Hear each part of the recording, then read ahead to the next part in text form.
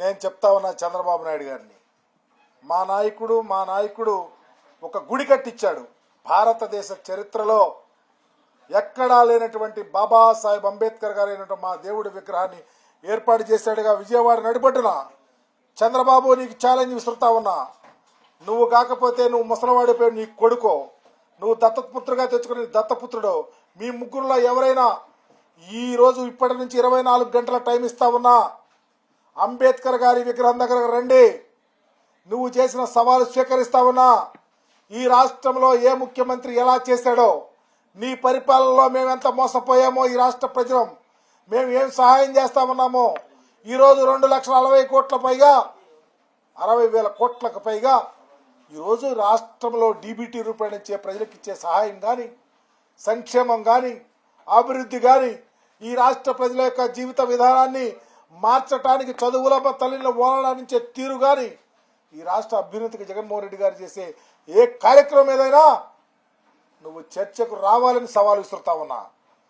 చెప్తా ఉన్నావే మీటింగుల్లో, మా సిద్ధానికి భయపడి, మా సిద్ధానికి నీకు బీపీ షుగర్లు అన్ని వ్యాధులు పైకొచ్చి నువ్వు ఛాలెంజ్లు చేస్తా ఉన్నావుగా. ఇప్పటి నుంచి 24 గంటల టైం ఇస్తా ఉన్నా.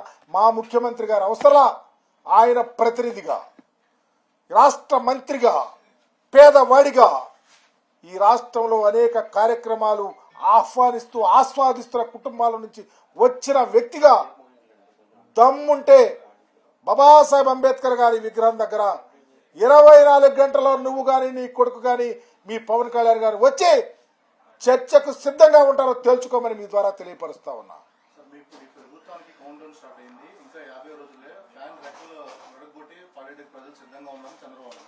ఫ్యాన్ రెక్కలు ఎరగొడతారా, సైకిల్ చక్రాలు ఊరగొడతారా? 2019లో నేను చూయించాం. 2024లో చక్రాలు, సైకిల్ చక్రాలు ఉండవు, పెడలు ఉండవు. అవి నడిపినటువంటి వాళ్ళు కూడా ఈ రాష్ట్ర రాజకీయాల్లో ఉండరని మీ ద్వారా తెలియపరుస్తా ఉన్నా.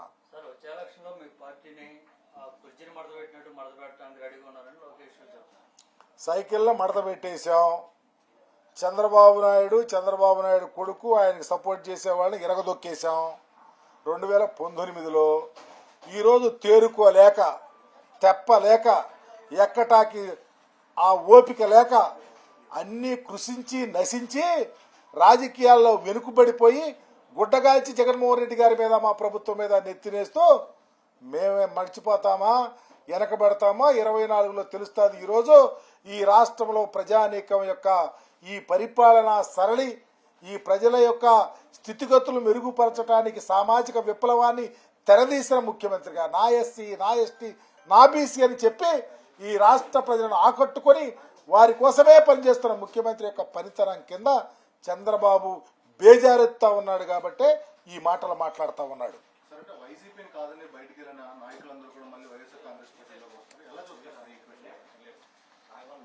అది దానికి సమాధానం చెప్పాలి చంద్రబాబు నాయుడు, లేకపోతే ఆ పార్టీల నుంచి వచ్చేవాళ్ళు సమాధానం చెప్పాలి. మా పార్టీ నాయకుడు నిబద్ధత గల నాయకుడు.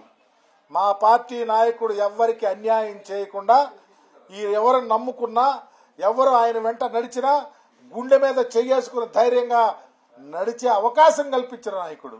అందుకనే ఎవరన్నా వెళ్ళిపోయినా తప్పిదాలు తెలుసుకొని, లేకపోతే చిన్న చిన్న పొరపాటు తెలుసుకొని మరలా వచ్చి మా పార్టీలో చేరే ప్రతి నాయకుడిని ఆహ్వానిస్తా ఉన్నాం. మా కుటుంబ సభ్యులే.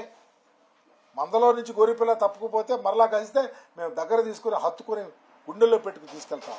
కాబట్టి ఈ రాష్ట్రంలో వైఎస్ఆర్ కాంగ్రెస్ పార్టీ అధినాయకుడు ఈ రాష్ట్ర రాజకీయాల్లో ఒక కలికితురాయి తప్ప చంద్రబాబు నాయుడుగా డొల్లలాగా ఉండడని మీ ద్వారా తెలియపరుస్తా ఉన్నా.